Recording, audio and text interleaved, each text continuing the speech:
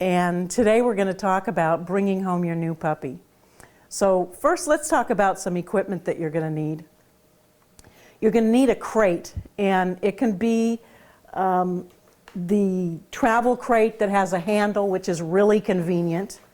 I really like these plastic crates that are enclosed because it gives the puppy a sense of real security when you first bring them home.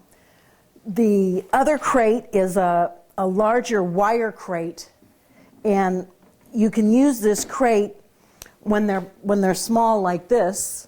This is Simon, incidentally. He's going to help me today with bringing home new puppies information. This crate is the size that you'll be using when your dog is full grown, when your Royal Frenchel is full grown. When you use it for a puppy, you can take half of it and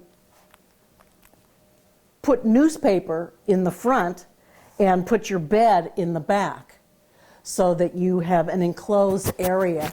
The most important thing to remember when you're bringing home your new puppy is that he has to be contained. And we've set up a little area here behind me with a puppy fence for you to see what it should look like. So if you notice, what we have here is a puppy fence, completely enclosed area. It's got a puppy bed, it's got the puppy food and water, and it has newspapers. Notice that there's no newspapers under the bed or the food and water. We want to start getting the puppy to do his business on the newspapers, and they won't go on their bed or near their food. So you want to remember that when you're putting your newspapers down, not to put newspapers under your food and water. One of the most important things to remember about bringing a new puppy home is you have to have your puppy contained. This fenced area is the best to use rather than putting him off in a room. Your puppy wants to be with you, so I would put this fenced area in a location where the family spends most of its time. If that's in the living room area or in the kitchen area, the TV room, wherever your family is most of the time, that's where you want to put this area because your puppy wants to be with you. So don't stick it off in a back room somewhere, because your puppy is going to be staying in this enclosed area until he's up to a year old. Your puppy should not have run of the house until he's 10 to 12 months old. Let me say that again. Your puppy should not have run of the house until he's 10 or 12 months old. He absolutely should not have run of the house until he's completely puppy trained. Otherwise, you're kind of trying to win a losing battle. If your puppy has run of the house, you can't keep track, and he's going to go pee-pee, so you're setting him up to fail. So let's start from picking your puppy up at the breeder. You want to have a crate in the car to carry him home. I absolutely do not recommend that you carry your puppy home in your lap. I know that it's hard because you just want to snuggle and love on these little things, but they have a tendency to get car sick because they've never been in a vehicle before, and their little bodies are just not used to that kind of motion. And it's very common for the puppy to upchuck and poopy and have diarrhea on the trip home. So it'll be a lot nicer if you have the puppy in a crate, part of it as a bed, and maybe a little piece of newspaper in the front. I'd also bring a roll of paper towels and some wet wipes for the trip home, because anything can happen, and it's a lot nicer if you're prepared. So just grab a roll of paper towels and get some of those little wet and dry wipey things, and it'll make the trip home much better. Now, here's the most important thing for you to remember. The minute you get home, you want to take your puppy out of the crate and take him right to the spot where he's going to pee-pee. You should have picked out a designated pee-pee spot outside in your backyard somewhere. You take him from the car to that spot, you put your puppy on the ground, and as he pee-pees or poopies, I'm going to be saying pee-pee and poopy a lot in this, so I really apologize, but that's just what it is. It's pee-pee and poopy. So you take him out of the car, right through to the spot where he's going to go, the designated spot. You put him down on the ground. As he's doing his business, you say, go potty. And you're already starting to train him to pee-pee and poopy on command, so to speak. So you get the puppy home, go right to the pee-pee spot. If he doesn't pee-pee instantly, give him some time. Give him 10, 15 minutes. He will do his business because he's had a ride home and he's ready to poopy or pee-pee. So just one more time for good measure. You get out of the car, you take the puppy out of the crate, and you take him right to his pee-pee spot. While he's pee-peeing, you say, go potty. And that's the word that you're going to use every time you take him out afterwards, is go potty. And within a very short period of time, your puppy will understand what go potty means if you say it while he's doing it. In the first 2 or 3 days that you have your puppy home, and this is so hard, I know it's really hard, but this is all new to him. He just came from a family of siblings that he spent his entire life up to this date with, and he no longer has that family. All the smells that he's familiar with are completely gone. All the sounds, all the touches from the people that have been, taking care of him since he was a smaller puppy than this, are gone. And all of your sounds and touches and everything are brand new to him. So here's what I recommend is take to the breeder with you a cloth. Just an old cloth or rag, doesn't have to be big. Write your name on it. Before you take your puppy home, ask the breeder if she will just go to the litter and rub your cloth on his little brothers and sisters, on his siblings and his mom. Just rub real quick to get the smells of his pack on here. And then you're going to take this home and you're going to put it in his crate where he sleeps, and this will give him some comfort having the smells that he's familiar with for the first night. A lot of times it helps him sleep through the night instead of having the puppy whining all night like will happen when you first get a new puppy. So take a rag, get the smells of his litter on it, take it home, keep it in his crate for several weeks. What you can expect for the first few days, because everything is new, is he or she might be a little lethargic and standoffish. Again, try to see this through the puppy's eyes. Everything that he's known up to this date is missing. And you know you love him and want him in your family, but he doesn't know any of that yet. So what you want to do is keep an eye on your puppy. If he looks like he's not interested in playing right now, or you go to pet him and he brings his head back, recognize that and make your holding and playing times in the first couple of days limited to 15, maybe 15 minutes out of every 2-hour period. If you see that he's really enjoying himself, then you can make it longer.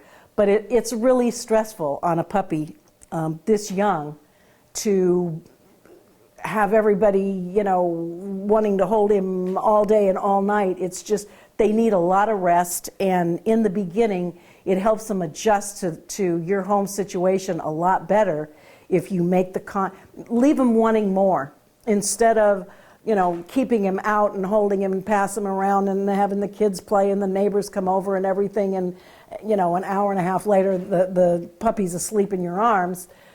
Make it short and let gradually get him used to your contact and your petting and your smells and your voice and the sounds in the house. Understand that everything to a puppy this age is brand new.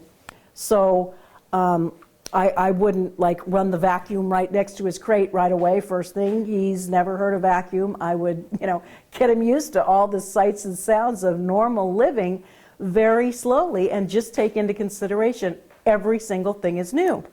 Now, speaking about new, one of the things that your puppy has not had up to this point is he hasn't had a leash and he hasn't had a collar on his neck. So for your first leash and collar, I highly recommend going way inexpensive. Get a soft fabric collar and a soft leash, 1/2 inch wide. Don't get, an 1.5 inch wide leash for something, that weighs 2 pounds. I also recommend getting kind of a short leash, not tied in knots like mine is. That hurts. I'd get like a 4-foot leash because you're going to be using this in training your puppy to begin with. So it doesn't need to be long, and it mostly needs to be very light because he's going to be dragging around on the floor a lot. So what you want to do in introducing new equipment is let the puppy smell it and get familiar. So you want to do this with the collar, and he can, take it into his mouth. And then I'd actually take it and love on him with a little bit. Take your hand and rub the collar and the leash on his body so that everything that you introduce to your puppy is a good thing and not some piece of equipment that they have to have on them. So, once you've introduced it to your puppy and you loved on him with it, and you can lay it over him kind of in the position where it's going to be when you actually put it on him so that he gets used to it, and then take it off so that when he sees the leash and the collar, it doesn't really have a meaning. It doesn't mean it's going on him. It doesn't mean he's going out. It just means there's the leash and the collar. You have to start training your puppy the minute you get him home, and this is part of it. So then you would put your collar on and attach your leash. And I know I don't have to tell you this, but I feel compelled to just mention it. For a puppy this size, you would never want to use a choker chain or any kind of pronged collar, certainly not any type of electronic device. It's just a simple collar and leash to get them started. You are just too adorable. Something else that you want to have for your puppy is some toys.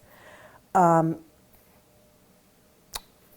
want to mention, before I forget, about toys. Never let your puppy have toys unattended. Don't put your puppy in the crate and give him a bunch of cloth or plastic or whatever toys while you go off to work, because you have no idea whether he's going to end up biting through some of those toys and biting off some pieces. They have, I hate to mention manufacturers, but it's something that through experience I've found Kong makes absolutely excellent chew toys from puppy age all the way up through very, very aggressive chewers, which most of the Royal Frenchels are not aggressive chewers, but some of them can be when they get to be older. But they can't chew off pieces of the rubber ball, and that's an excellent toy to have in the crate. In fact, this is a good size to start out with, and it has a little hole in the bottom, and you can stuff it with things like peanut butter, cream cheese, throw some kibble down in there, and stuff it in really tight and then freeze it so that it's hard, and that will afford them hours of pleasure trying to get the stuff out. So I highly recommend a chewable toy that they cannot chew a piece off of. Also, I mean, there's a myriad of toys out there. If you get them stuffed toys, don't leave the stuffed toy in the crate unattended ever, because they're stuffed with stuffing. And with their little teeth, they can chew through, you know, the fabric in a heartbeat, and they can swallow the stuffing, which you absolutely do not want to happen. So just don't leave the puppy unattended when he has toys. All of his toys should be picked up, you know, when they're put in the crate to be by themselves, and everything except the Kong ball should be taken out of the crate. What you can expect from your puppy sometimes is they can be lethargic because of the new change for a few days. They may not eat well. It's something that you want to keep an eye on, you know, if they're not eating anything for 2 or 3 days. That's something that, you know, that you want to definitely get a hold of your vet. But just keep an eye on it. They should be drinking some water, and their appetite might not just be that great for a couple of days. But once they get used to you, you're gonna. Oh, this is too adorable. Once they get used to you, they'll be playing and having a ball. Okay, so just to quickly review, you know, what we're doing. The most important thing is when you get home and you turn off the car, what do? You run him to that puppy spot that you've already picked out, where he's always going to do his puppy business in the backyard. Put him down on the ground and say, and he will go. And while he's going, say, go potty. And then when he does, absolutely praise him. Oh, what a good boy. Oh, what a good boy. So the other thing is I want to go back to the puppy fenced area, just to make it clear in your mind. When I said he needs to be in an enclosed area for, you know, the first year of his life, his bed, what I would use when you first bring the puppy home is the crate. And it should be over there where that bed is, but I need to be able to reach it. And during the day, leave the door open so he can go in and out, so he can get to his food and his water. Actually, not his food. You're not going to leave the food down all day, but you are going to leave water around the clock. The puppy always has to have water. So the puppy lives in this area. When you want to play with him, you take him out, you play, but he can't be unattended. You can't put him down on the floor with the kids, or put him down on the floor in the TV area and go in and cook dinner. He has to be watched around the clock, because this is part of the puppy training. So he sleeps in his crate. At night, you can close the door to the crate. And I would start right off by crate training him. And the way you do that is you can either put his puppy toy in the crate, or take a few small puppy treats and put it in the crate. He's sleeping right now, so he's not going to cooperate. But put something in the crate that he likes. Allow him to walk in the crate and get the toy or the treats or whatever. When he turns around to come back out to you, give him a stop and don't let him come back out until he finally sits down in his crate, and then you can close the door behind him. But during the day, the door stays open. You'll see him, he'll go into his crate and he'll take little naps. That's how safe they feel in the enclosed crate. Then you take your puppy out when he's awake to play with him, but you cannot leave him out unattended. You have to have your eyes on him the whole time. You're going to be feeding a puppy this age. Simon is 8 weeks old. You're going to be feeding him about 4 times a day. So, want to snuggle. Oh my goodness. You're going to feed him like 7 o'clock, 11 o'clock, 3 o'clock, and 7 o'clock again. So that's 4 times during the day. And you put the food down until he eats, and then you pick the food back up. You don't leave it there all day long. He's going to go out after he eats, after he wakes up from a nap, after you've played with him. What else? If you've trained with him, now a puppy this age, you're going to spend, at the outside 5, 6, 7 minutes training him. But puppies this age absolutely can be trained. They can be trained to know their name and come to you. Use their name only for positive things. Don't ever, ever, ever use their name to tell them no or bad dog. Ever. Their name has to only be associated with good things. So the puppy training again, this seems to be a problem for most people. If you get a schedule and write this schedule down and put it on the refrigerator where everybody in the household can see it, your puppy needs to go out, this is the good news, about every 2 hours around the clock.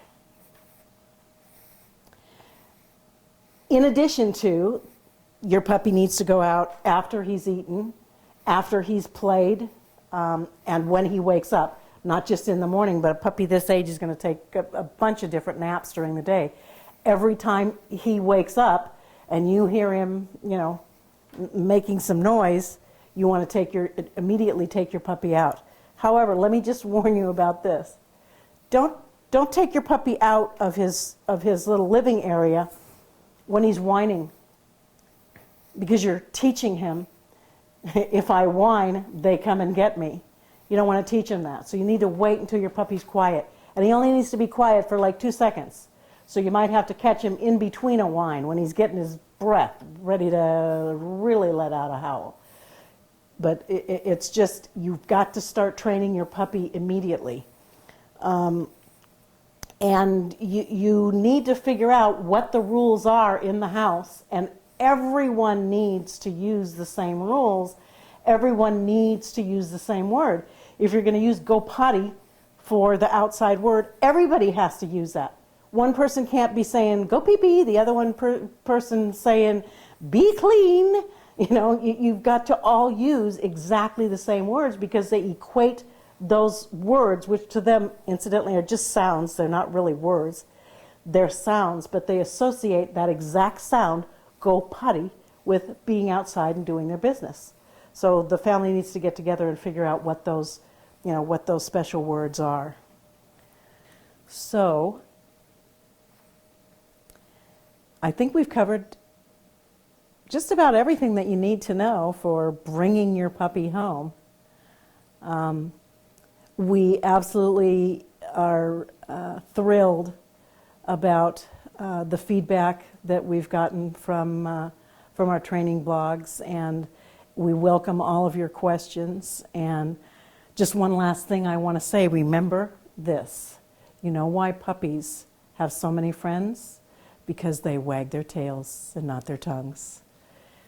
From Simon and Catherine, we say bye-bye. Say bye-bye, Simon. Say bye-bye. He's not speaking, he's sleeping.